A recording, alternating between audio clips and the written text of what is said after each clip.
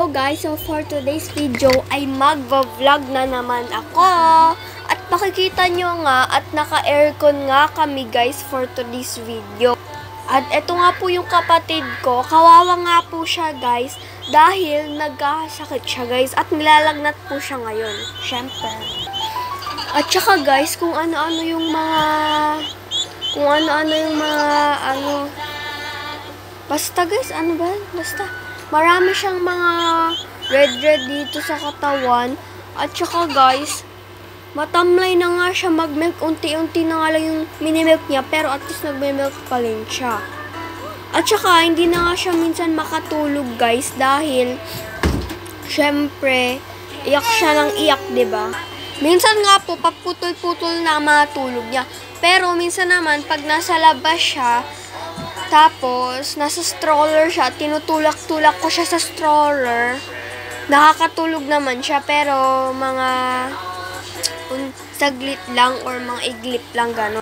At saka kanina po at kahapon, pina-check up po nila si baby, yung kapatid ko po. At niresetahan po siya ng gamot. Yes, gamot. Iniinom niya na nga po ngayon.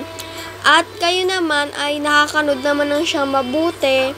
Hindi katulad nung dati. Dati kasi guys, habang nanonood siya, hindi talaga siya umiikot-ikot. Talagang nakahiga lang talaga siya. Tapos pinapakinggan niya lang yung pinapanood niya. Talagang di siya nanonood kasi talagang may sakat nga siya, diba? Pero ngayon, nag-iba na hindi na siya masyadong mainit. Di na nga masyadong mainit yung kapatid ko guys at nakakapag-ikot-ikot na siya. Tsaka medyo magaling naman siya. Hindi pa naman talaga siya totally na magaling.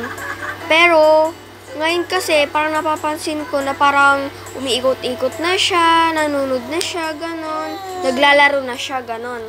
Ito nga siya, guys. Naglalaro siya. At saka, guys, kanina, pag uwi nga nila, at saka, nung nagpa-doktor sila, tinusukan nga si baby, pero yung tusok niya, tinanggal na. Tinanggal na yung nakapay dito. Tinusukan siya guys. At yan, tumatawa-tawa na nga siya guys. So, yan na nga. Ginulo niya na nga. Maayos yung higaan niya kanina dyan, pero ginulo niya nakakaikot.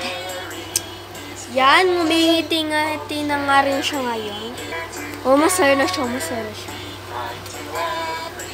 Doon nga sa leeg niya, may pa-red pa nga. Pero yan, nakakapaglaro naman siya, tapos ngumingiti naman na siya, guys.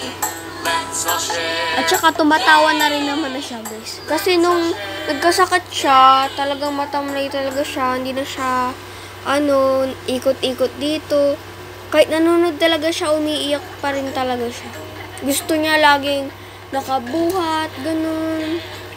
Gusto niya laging tinutulak. Tapos minsan nakakatulog na siya dun sa stroller niya. Ganon. Tapos minsan di na siya nakapag-ikot-ikot kasi nga, diba, may lagnat nga siya. Pero ngayon, tignan nyo be, nakaikot-ikot naman na siya guys.